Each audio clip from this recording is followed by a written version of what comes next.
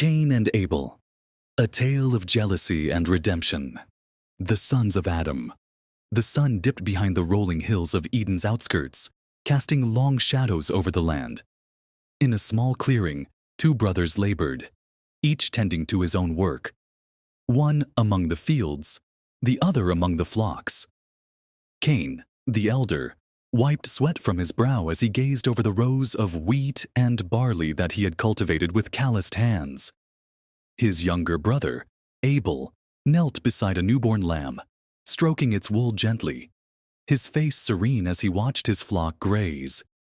Though they were born of the same parents, Adam and Eve, Cain and Abel were as different as the earth and sky. Cain, strong and determined, prided himself on his ability to till the ground, to bend nature to his will. Abel, by contrast, was gentle and contemplative, finding joy in the simple harmony of his flock. It was their father, Adam, who had first spoken to them of offerings to the Lord. "Give from the labor of your hands," he had said, "for all that we have is granted by the Almighty. Honor him with your first and best, and he will be pleased." Cain, ever proud of his toil, gathered grains and fruits from his harvest, arranging them carefully. Abel, in his humility, chose the finest lamb from his flock, a pure, unblemished sacrifice. Together, they built an altar of stone and placed their offerings upon it, setting them ablaze as the smoke curled toward the heavens. The favor of the Lord. As the flames rose, so too did the eyes of the brothers, watching expectantly. And then, a sign. Abel's offering burned with an intense pure flame, the smoke rising high and straight as if drawn toward the heavens by divine hands. But Cain's offering smoldered, the fire weak and sputtering, as though reluctant to consume what he had brought. A voice, not heard, but felt, pressed upon Cain's heart. The Lord had accepted Abel's offering but turned away from his. A burning ember of resentment sparked within him. "Why?" Cain whispered, his fists clenching. "Why does he favor you over me?"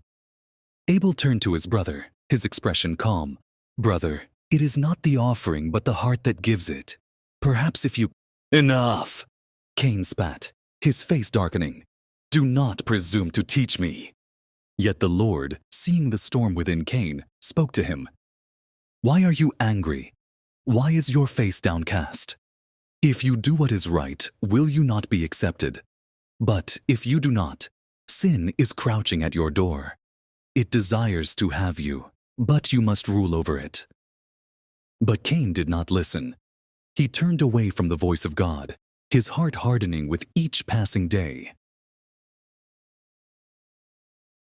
The field of blood, the sun rose again, golden light washing over the land. But to Cain, the light brought no warmth, only the deepening of his festering jealousy. He watched Abel from afar, his brother moving with an effortless peace that Cain could never grasp. At last, he called to Abel, his voice smooth yet heavy with intent. "Come with me to the fields, brother. I wish to show you something." Abel, ever trusting, nodded.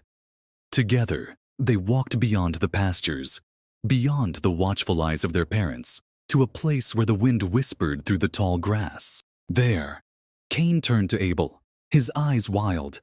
"You think yourself favored, don't you?" he accused. Abel frowned. "Cain, I have never sought—" "Liar!" Cain roared. "You stand above me in the eyes of the Lord. You have stolen his favor, and for what? A few sheep?" Abel took a step back, sensing the danger in his brother's stance. "Cain, please!" But Cain's fury could no longer be contained. He struck his brother, his hands closing around Abel's throat. Abel gasped, struggling, his eyes filled with pain, not just from the attack, but from the betrayal. The struggle ended swiftly. Abel fell, his body limp upon the earth, his lifeblood soaking into the soil. Cain stepped back, breathing heavily. The deed was done. The burden of jealousy had been lifted. But at what cost? For the first time, silence truly surrounded him. A silence not of peace, but of judgment. The voice of the Lord. Cain tried to wipe the blood from his hands, but the stain remained, seeping into his very soul. He fled back to his home, hoping, praying that no one would know what had transpired. But the Lord's voice thundered through his mind. "Where is your brother Abel?" Cain's throat tightened. He cast his gaze to the ground, then to the sky, and finally back to the ground. "I do not know," he murmured. "Am I my brother's keeper?" The heavens darkened, and the voice of the Lord rang out again. "What have you done? Your brother's blood cries out to me from the ground. Now you are under a curse and driven from the ground, which has opened its mouth to receive your brother's blood from your hand. When you work the soil, it will no longer yield its crops for you. You will be a restless wanderer on the earth." Cain fell to his knees, the weight of his crime crushing him. "My punishment is too great," he cried. "I will be hidden from your presence. Whoever finds me will kill me." Yet even in judgment, the Lord showed mercy. Not so. If anyone kills Cain, vengeance shall be taken upon him sevenfold. And the Lord placed a mark upon Cain, a sign of both protection and condemnation.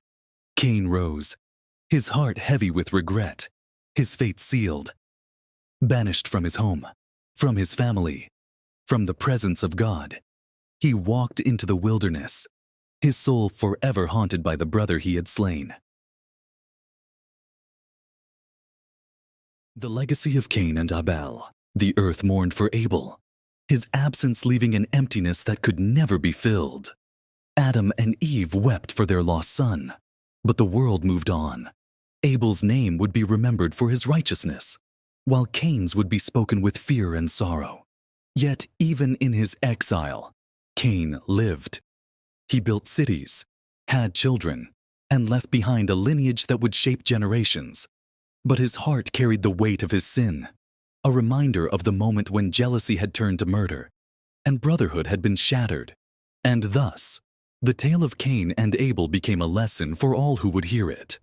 A warning against the poison of envy, the dangers of unchecked anger, and the consequences of straying from the path of righteousness. For, in the end, the question remains, are we our brother's keeper? The end